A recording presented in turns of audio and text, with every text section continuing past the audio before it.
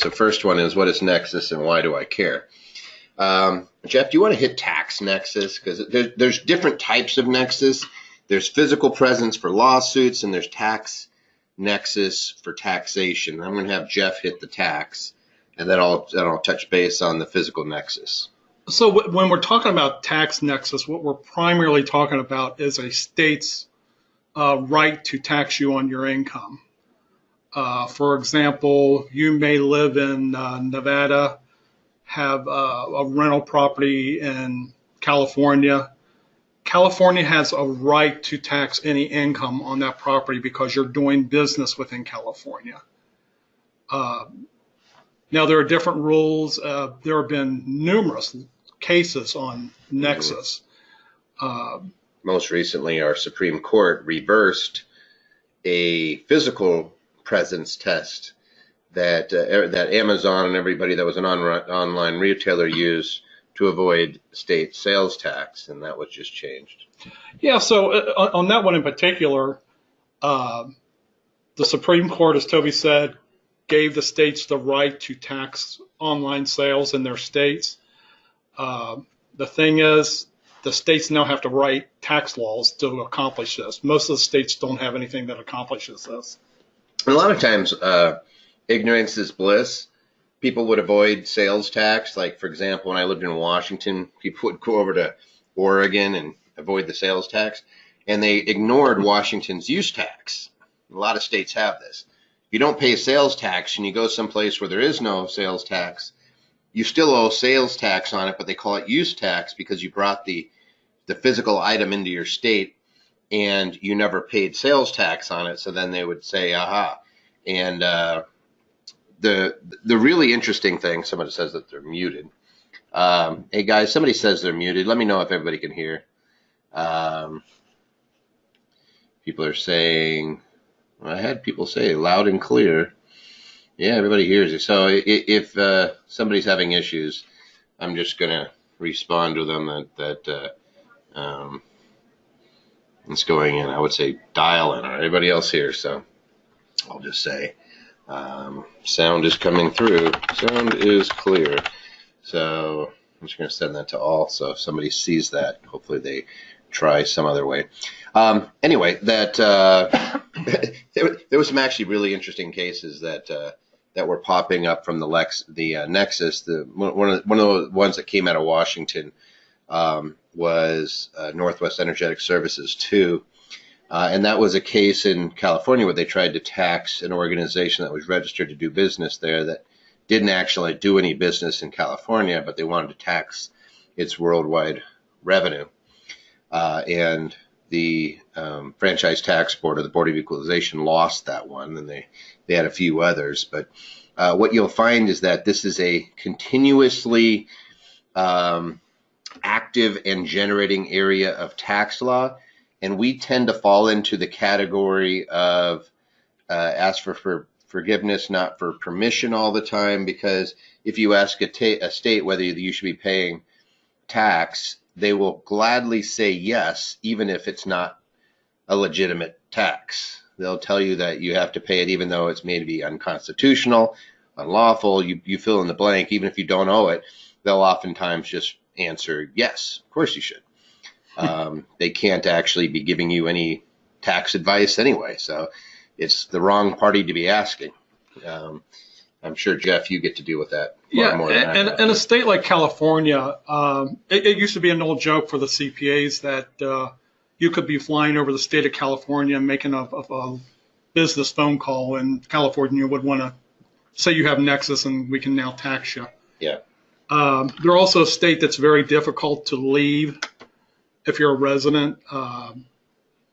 We had a case where somebody, NBA player for the Sacramento Kings, was traded to Washington Sonics and moved there. And Seattle Sonics? I mean Seattle Sonics. Yeah, they're the Oklahoma City Thunder.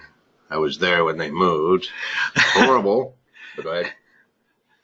But the state of California wanted to say, no, you're still a resident of California. We're still going to keep taxing you because you have friends here and you have club ownerships and relationships. And So California in particular is very tenacious with Nexus. Yeah. And so you're going to see things evolving over the next few years, since the Supreme Court decision was literally I think it was just months ago, Right. and end of the year, last year. You're going to see states trying to fill in the blanks. And so you have some states, for example, in drop shipping, Pennsylvania would tax you if you drop ship out of their state, where it used to not be. Other states did before. We were talking earlier before the webinar, Jeff and I were, and he was talking about, what is it, like a clawback, or what do they call it? Yeah, it's called a throwback rule that says if your sales into a state that doesn't have taxes, then wherever it got shipped from can tax it instead. Mm-hmm. Someone just asked, what are the worst 3 states for Nexus? It really depends on what you're doing, but I would say, just off the top of my head, probably New York, Connecticut, and California are pretty heinous. Look at the states that just filed the lawsuit against the federal government under the SALT limitation, which is the state and local tax limitation. You'll see that I think there was 4 states, Maryland was one of them, where they try to hit you with so many different taxes. And it's not just business, it's on your personal as well. It's just, for a Nexus, for a person, it's really easy to figure out, hey, where do you live? Because, and I say it's easy, it can be difficult if you have 2 residences that you spend time with equally. They're going to add up things like how much utility you use, where your driver's license is, where your kids go to school, where your vehicles are registered. You're going to look at those types of things. Yep.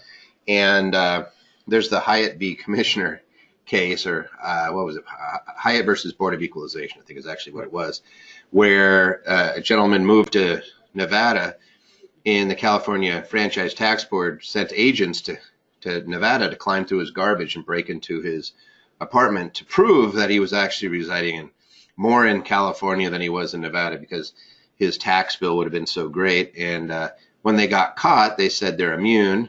And our Supreme Court, and Scalia, I remember the opinion, was scathing on them, saying, no, you're immune in your jurisdiction. When you cross those state lines, don't expect any immunity.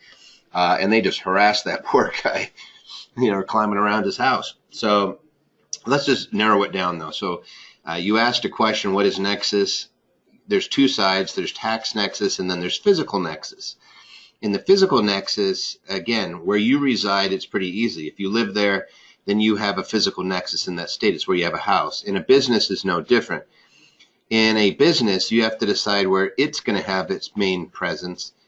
And the courts have held having a bare office and nothing more isn't going to be sufficient. You actually have to do something there. And that's when you actually have to have a physical office space. And so we use virtual office, where it's doing more than just maintaining a registered agent. There we're actually giving conference facilities, phone answering. We'll do document prep and things like that for the governance of the company, so the company can actually have a physical presence. And the reason that you do that is to make sure it has a home. So if somebody's coming after one of its shareholders or members, one of its owners, that it does not draw that entity into the state where they're located. So if I have owners in a company, and I have my company set up in Wyoming, and they sue me in Nevada, and they sue somebody else in Texas and somebody else in Florida, you don't have a choice between the Nevada, Texas, and Florida, where the shareholders or the members of the LLC are located. They would actually have to go to Wyoming, where the actual entity is located. And that's what you're trying to do. It sounds like some people are having some difficulty with their computers. So if Anderson does my meeting notes, that's why that's important. Yes, Al, that's exactly why. Which allows you to cross in and out of shorter borderline because you already have been pre-cleared. Oh, there's a Nexus card. Yeah, Nexus is, we're not talking about Canadian US, the Nexus pass. You guys are good. Skiers love, of course. I could tell you a fun one. We had a client that just got nailed by California. It's actually under the FBAR regs, which is foreign bank account regulations. They had some interest on a bank account that was there for a condo they had in Whistler, and they sold the condo in Whistler, and they didn't report, I think it was like $70, $76 worth of interest. And Jeff, do you know these off the top of your head, how much penalty it is? No. If the IRS catches you, it's 50% of the account balance per year.